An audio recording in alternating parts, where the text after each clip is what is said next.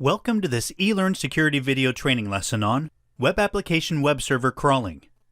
In this video, we are going to see some techniques and tools to crawl a website to determine what pages and resources the web application contains. This is a very important phase of our information gathering steps because it expands our attack surface by detecting resources on which we may run security tests later on. The first thing that we want to do is to set up our machine and our web browser in order to track and store the target resources via Burp Suite. So let us start Burp Suite and configure the proxy option. As you already know, Burp Suite is a tool that is not only able to proxy connections to intercept communication, but it also spiders websites to determine what is running on the web server as well. So what we need to do first is to take a look and check that the proxy is up and running. Here we have our proxy listener enabled on our localhost interface. Moreover, let us be sure to intercept all requests and responses by enabling the checkbox here.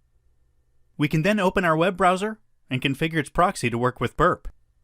Note that the following is the web application that we will use for our test. Let's now go into the Preferences options and set the manual proxy configuration with the same options set in Burp.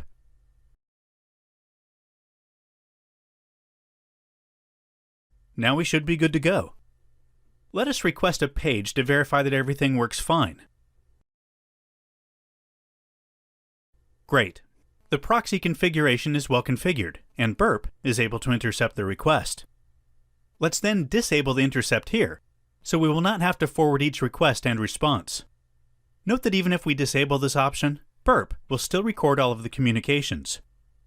Now we have to configure the scope of our tests.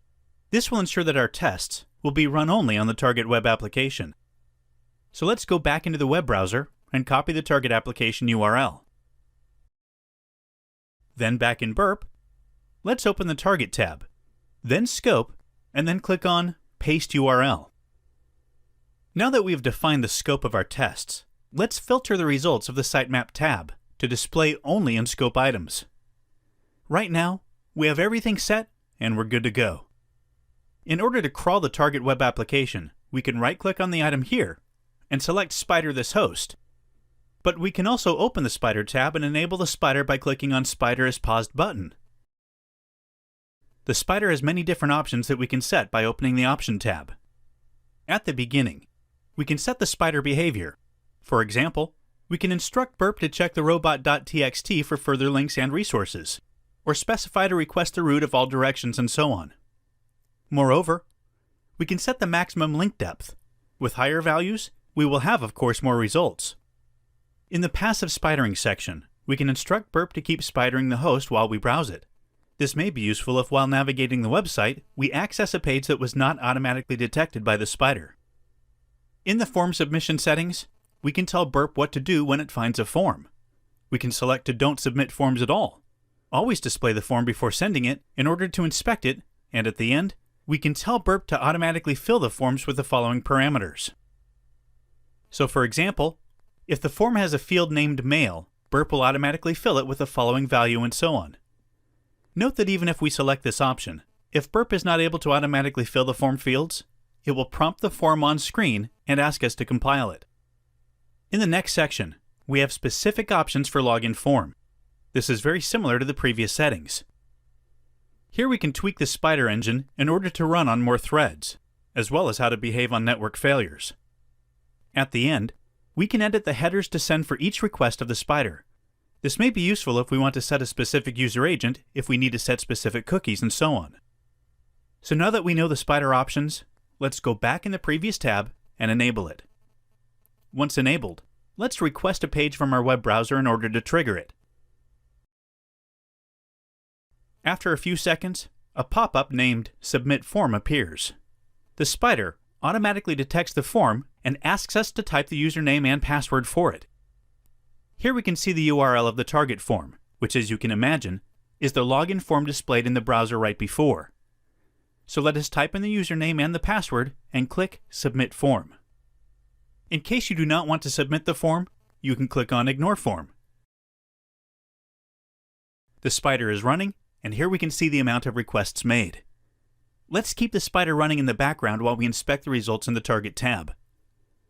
Here we can see and inspect all the resources found. On the left side, we see the tree view of the resources, organized by folder. On the right side, we have all the requests performed. In the first column, we have the host address, then the method used to request the page, and the URL of the resource requested. In the params column, we can see if there is any parameter involved in the request.